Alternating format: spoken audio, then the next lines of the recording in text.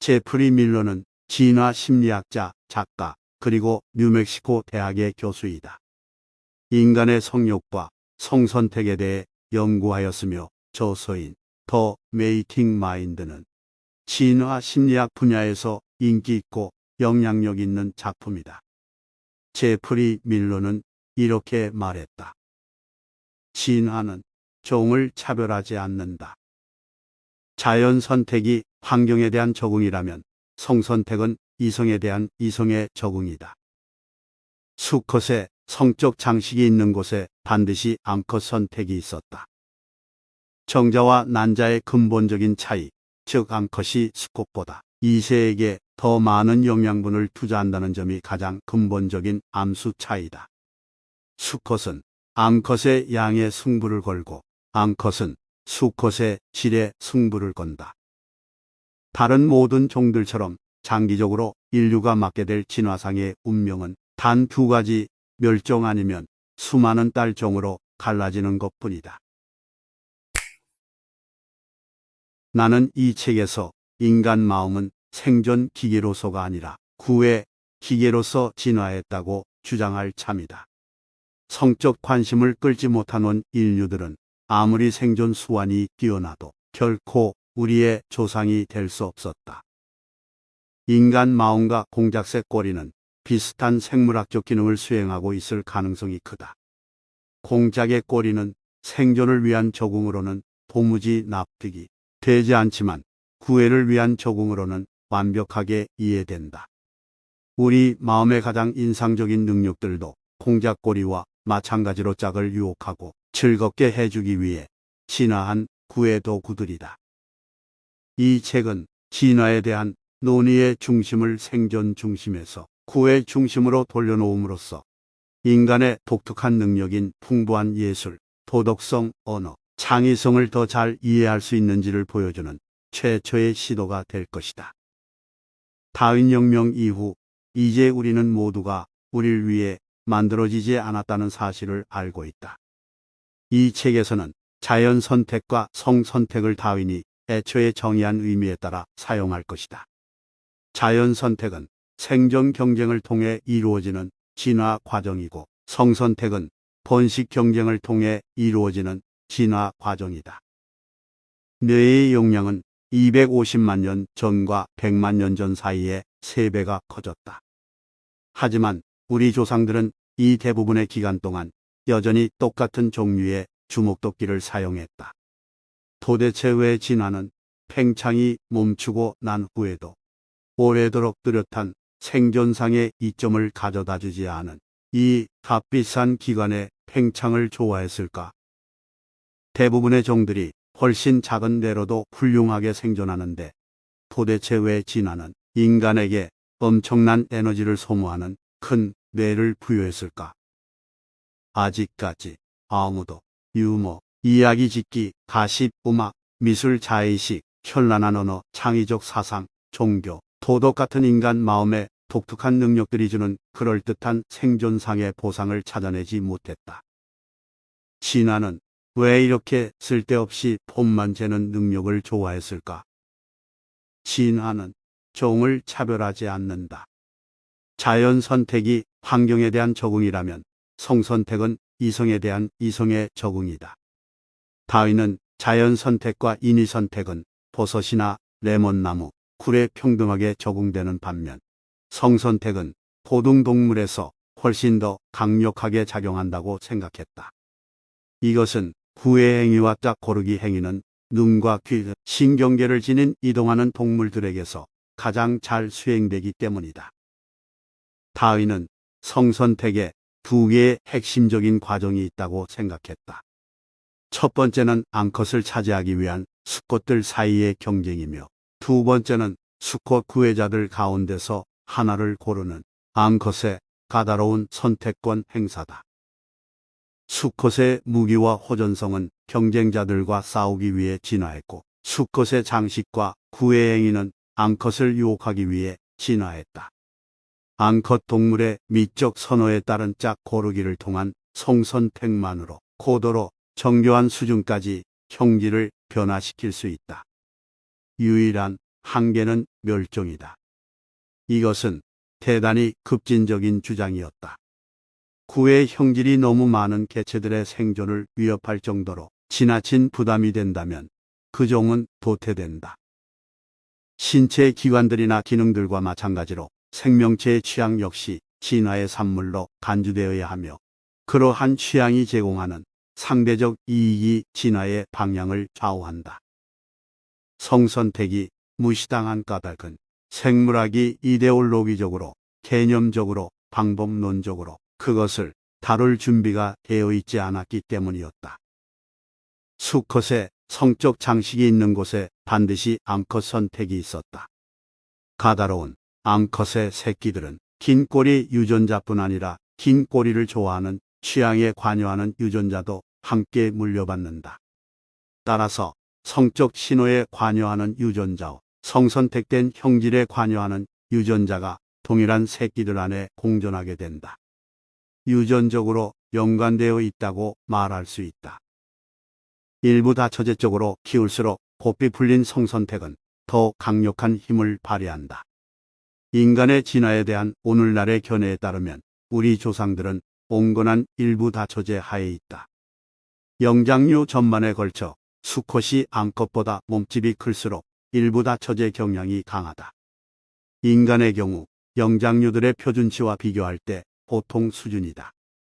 이 같은 사실은 인간의 짝짓기 패턴이 온건한 일부 다처제였음을 시사한다.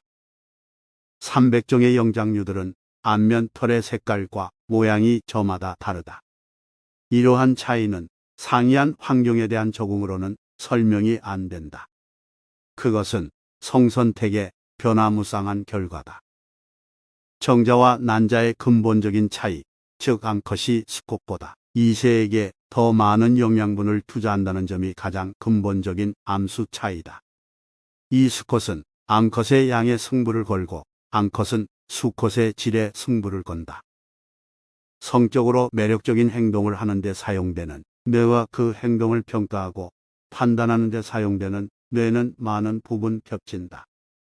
유머 감각을 파악하기 위해서는 유머 감각이 있어야 한다. 지능이 낮으면 타인의 지능을 평가하기 어렵다.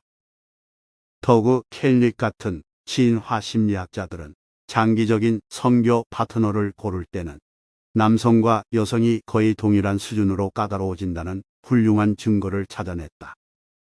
유성생식은 아마도 돌연변이의 피해를 감당하기 위해 생겼을 것이다. 나의 DNA와 타인의 DNA를 섞어 자식을 낳으면 그 자식은 내가 가진 돌연변이의 절반만 갖는다는 이치다. 적응도는 주로 그 개체가 지닌 유전자의 품질에 의해 결정되며 유전자의 품질은 돌연변이의 양에 달려있다. 생존과 번식 능력은 적응도를 뜻하며 돌연변이는 거의 언제나 적응도를 떨어뜨린다. 거꾸로 적응도가 높아진다는 것은 해로운 돌연변이가 적다는 뜻이다. 조건 의존성에 따라 먹이를 잘 섭취한 동물은 더 큰 성적 장식을 감당할 수 있다. 사회적 지위가 높은 동물은 동료들보다 당당하고 여유 있는 태도를 보인다. 인간 마음은 성선택을 통해 진화했다.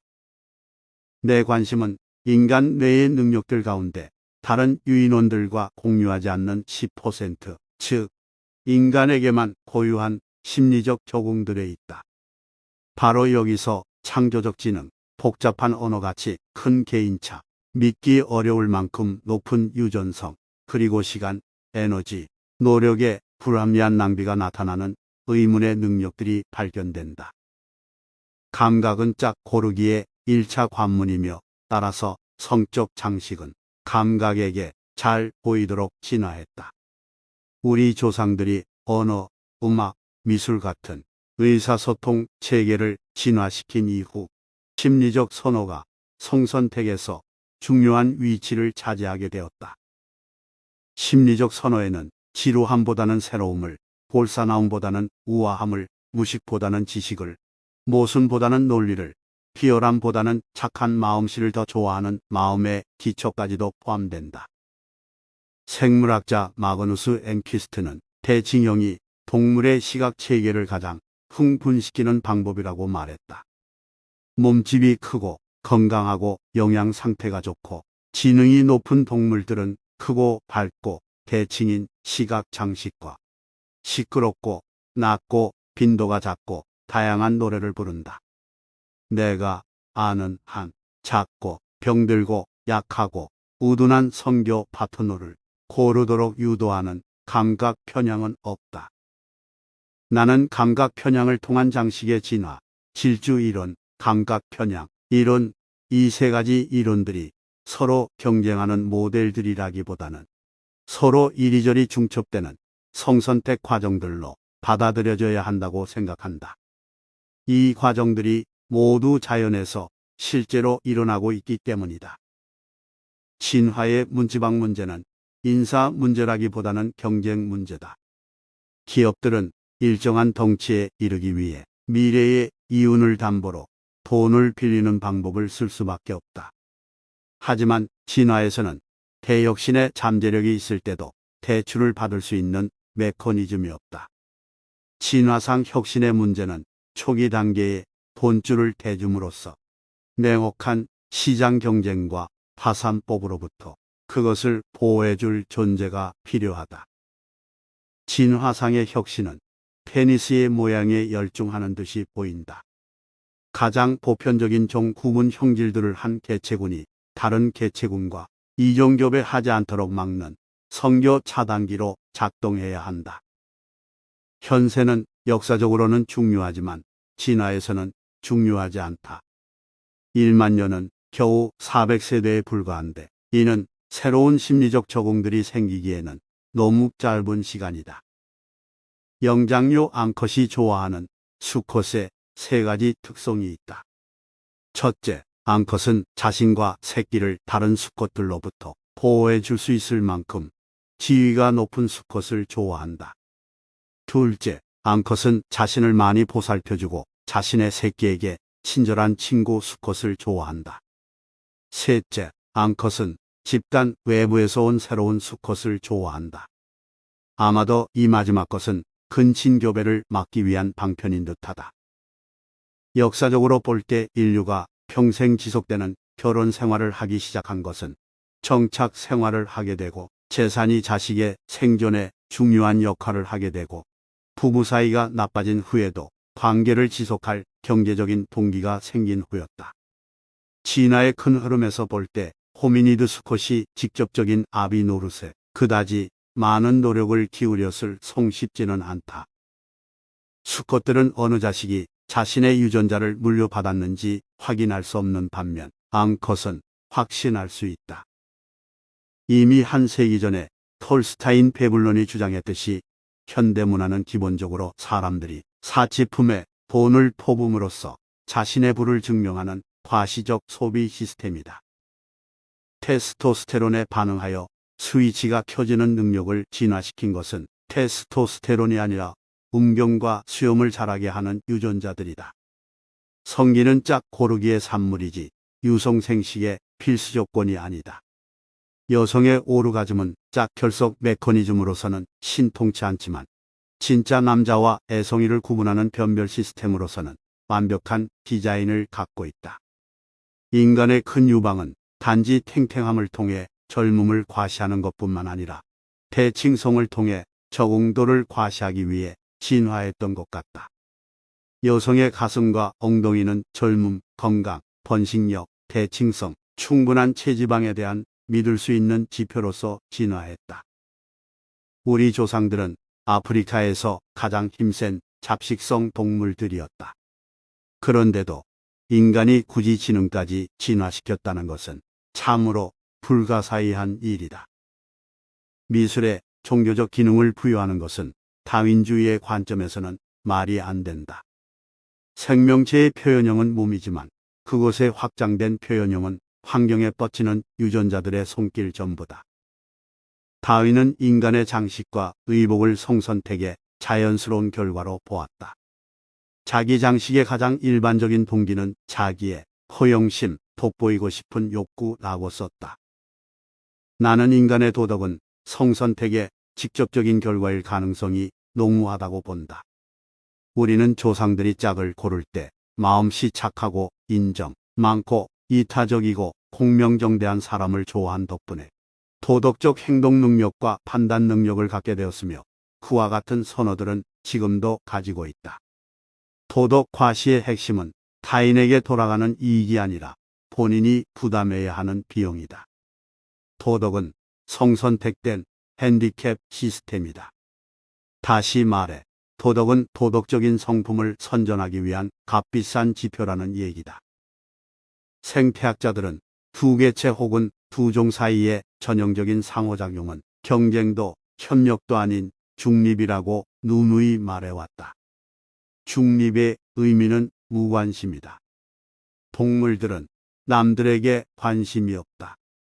에너지가 너무 많이 들기 때문이다. 자연은 원래 무관심하다. 우리는 친절로 보답하지 않는 사람뿐만 아니라 가짜 적응도 지표를 과시하는 자에게도 배신감을 느낀다. 진화는 때때로 다른 개체들에게 매우 관대하게 행동하는 구의 평용을 좋아한다. 자신과 상관없는 남에게 보답받을 가능성이 없는 인심을 베푸는 행위는 성선택 없이는 진화하기 힘들다. 단, 그러한 인심은 반드시 베푸는 자의 적응도를 드러내는 것이어야 한다는 점이 전제 조건이다. 도덕적 리더십에 바탕을 둔 지위는 고등 영장류의 유산이다. 도덕적 비전은 성적으로 매력적이다. 우리 대부분에게 자선행사는 화장품이다. 언어의 기능 두 가지 중 하나는 남성의 지위 경쟁이며 다른 하나는 남성의 과시에 대한 여성의 선택이다. 우리의 과거는 우리 몸에 붙어 있는 성적 장식들처럼 성적 과시의 일부가 되었다. 우리는 과거지사를 장식들처럼 치렁치렁 걸칠 때 새로운 관계를 맺어 나간다. 우리가 하는 말은 대개 남 얘기다. 여성의 대화는 주로 사회적 네트워크를 겨냥하는 것 같다. 반면 남성의 대화는 자기를 선전하는데 더 관심을 두고 그런 자기 홍보를 짝짓기력의 모든 특징을 다 갖추고 있다. 반면 남성의 대화는 자기를 선전하는데 더 관심을 두고 그런 자기 홍보를 짝짓기와 연관짓는 것으로 보인다. 어휘력의 유전성은 단어 학습 능력과 일반 지능의 결합에 의해 생긴다. 따라서 유전성이 매우 높다. 간단한 단어 몇으로도 잘 돌아가는 기초영어와 혼성어는 우리가 실제 의사소통에 필요한 것보다 훨씬 더 많은 단어들을 배우고 과시하고 있다는 것을 잘 보여준다.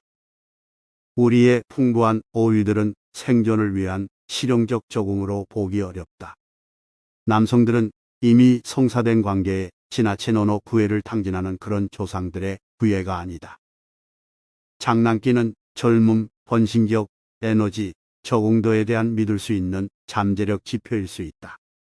창의적인 분야에서 뛰어난 성공을 거둔 사람들은 항상 작품 수가 엄청나게 많다. 창의적인 성취는 창의적 활동에 투입된 에너지, 시간 및 동기의 훌륭한 지표였다.